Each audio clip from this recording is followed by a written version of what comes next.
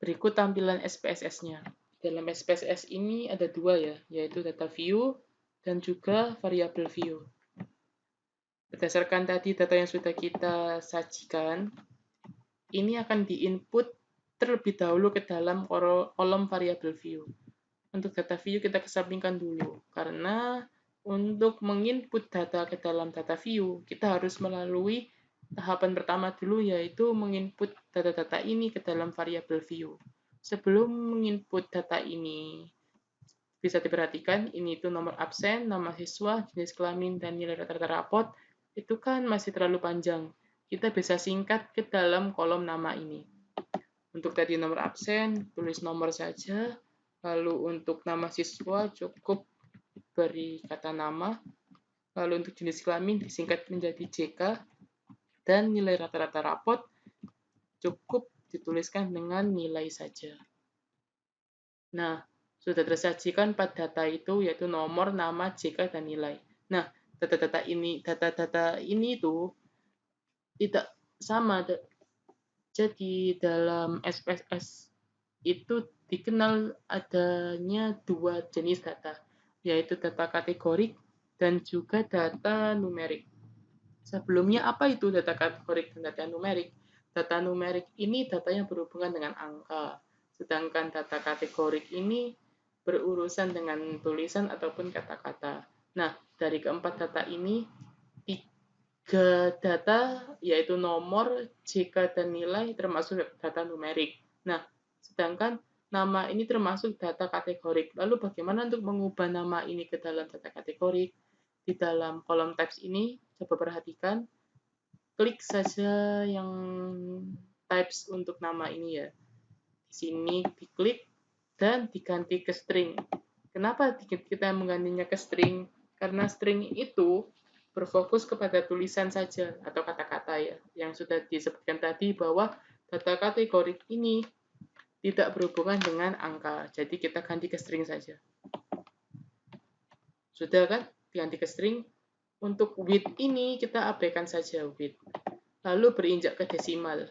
Nah, dalam desimal ini apabila ingin menggunakan seumpama nilai rapot itu 85, berapa gitu ya. Itu disesuaikan dengan jumlah belakang angka. Seumpama 85,55. Nah, berarti desimal yang digunakan 2. Ataupun mungkin 85,5. Berarti desimal yang dipakai adalah 1. Berhubung dalam data kita ini tidak ada angka desimal, kita ubah saja semuanya menjadi 0. Ini diubah ke 0, ini juga diubah ke 0, dan ini pun juga diubah ke 0. Lalu label. Label ini apa? Ini itu merupakan kepanjangan dari nama yang sudah kita input. Di sini kan masih singkat ya, nomor, nama, JK, dan nilai. Nah, di label ini kita bisa menuliskannya dengan lengkap. Bedanya label dengan nama itu terletak pada kapasitas kata. Dalam label ini kita bisa bebas menggunakan spasi dan seberapa panjang data yang ingin kita tuliskan. Sesuai tadi yang sudah saya sajikan, data ini kita akan tulis data yang ada di label ini menggunakan nama-nama asli sesuai tabel yang telah disajikan ini. Untuk nomor, tulis nomor absen. Lalu untuk nama, tulis nama siswa. Kemudian untuk JK, kita tulis jenis kelamin. Dan terakhir ini nilai, kita tulis nilai rata-rata rapot. Nilai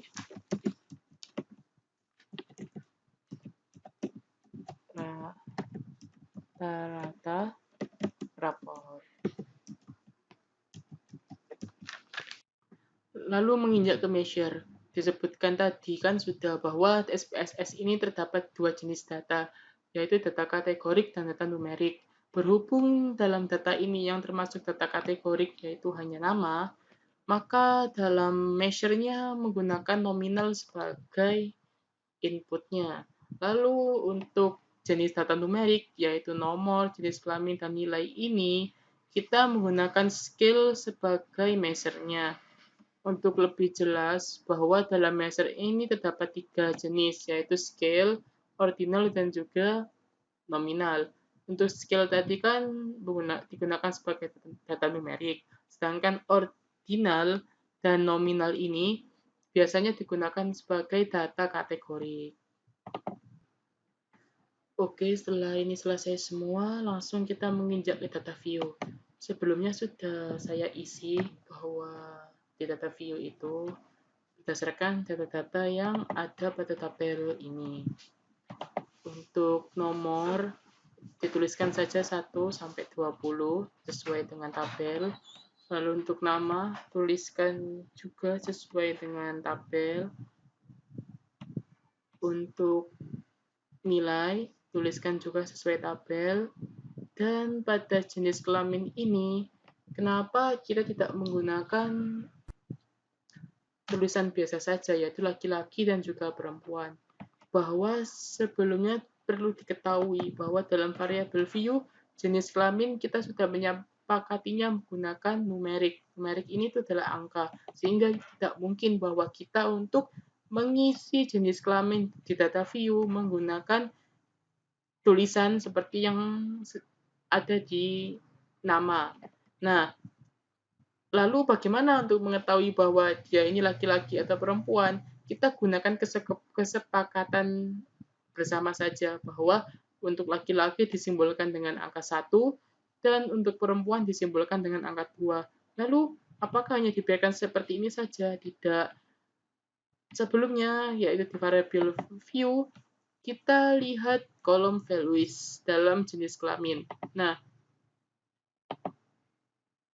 untuk mengetahui bahwa angka 1 ini laki-laki ataupun angka 2 ini perempuan, disinilah tempatnya untuk dapat memberikan penjelasan kepada pembaca tersebut, yaitu tadi yang disebutkan bahwa laki-laki itu angka 1, kita tulis di sini ya value-nya 1, lalu labelnya kita beri nama laki-laki. Laki, klik add. Lalu perempuan bagaimana? Sama. Jadi kan perempuan kesepakatannya 2 ya. Lalu di label ini tulis perempuan.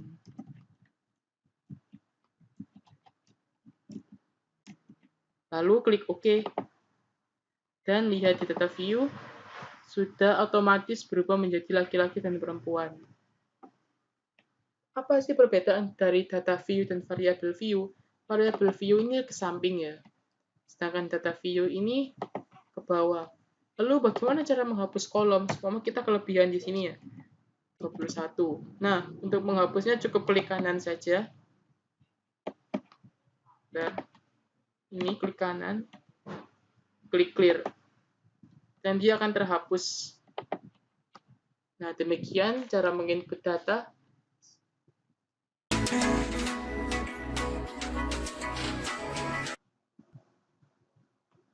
Lanjut ke uji statistik deskriptif ya. Setelah tadi data-data yang sudah kita input, kita akan melakukan uji statistik deskriptif.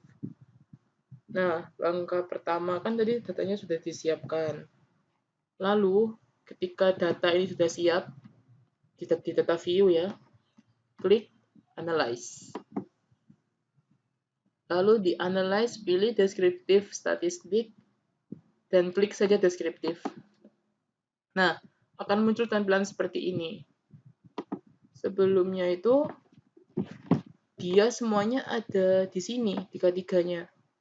Nah, karena kita ingin mendeskripsikan nilai daripada rata-rata rapot tersebut, maka masukkan saja nilai rata-rata rapot ini ke dalam kolom variabel. Lalu, langkah selanjutnya, klik options. Nah, ini boleh terserah bebas, bisa custom, mau data apa yang ingin ditampilkan. Karena saya ingin menampilkan semua data, Maka dari itu ini dicentangi semua. Untuk display ordernya variabel list saja. Lalu continue, setelah sudah klik OK. Dan akan muncul output seperti ini. Bisa disimak outputnya. Ini adalah cara paling sederhana untuk melakukan uji deskriptif standar SPSS. Lalu sebenarnya ada lagi deskriptif yang lebih rinci dan lebih lengkap yang dinamakan frequencies. Nah, atau rank cases lah. Untuk tutorial deskriptif tersebut yang lebih lengkap, kita bisa kembali lagi ke data view, lalu pilih transform. Di transform ini klik rank cases. Nah, kita akan merank cases nilai rata-rata ke dalam variabel. Lalu klik rank type. Seperti ini ya. Ini langsung saja di OK. Nanti akan muncul seperti ini. Di data view akan muncul seperti ini. Rank types ini bisa kita custom ya. Jadi kan seperti ini. Nah, sebelumnya itu kita bisa custom rank types-nya itu berapa. Tadi saya pilih 2 ya untuk rank types-nya. Nah, ini bergantung karena yang saya inginkan untuk mengetahui mana data nilai tertinggi dan data nilai terendah, maka dari itu saya menggunakan 2 dalam needles-nya. Kalaupun ingin 3, silakan. Seumpama nomor 1 itu nilai tertinggi, nomor 2 itu nilai menengah, dan 3 nilai terendah gitulah. Lalu untuk jangka selanjutnya yaitu kita akan mendeskripsikannya melalui chart atau mungkin bagian-bagian gitu itu. Kan mungkin ini hampir sama dengan Excel ya. Untuk membuat chart. Jadi caranya yaitu klik analyze, lalu pilih deskriptif statistik dan pilih frequencies. Nah, fungsinya tadi itu apa? Kan yang kita tadi sudah melakukan rank cases, nanti hasil dari rank cases itu bernama percentile group of nilai. Kan untuk nilai yang sebelumnya kan hanya nilai rata-rata saja ya. Nah, ini ganti menjadi percentile. Percentile ini kita masukkan ke variabelnya ya. Lalu untuk statistik, udah nggak usah diutek-utek dulu. Ini bebas statistik, mungkin kalau mau menampilkan meannya, atau mediannya, atau modnya, sum, atau apanya, bisa bebas. Untuk chartnya pun juga bebas, bisa milih bar, pie, atau histogram. Ini kita akan memilih pie saja. Lalu ini frekuensi ya, klik continue. Setelah sudah semua, klik OK.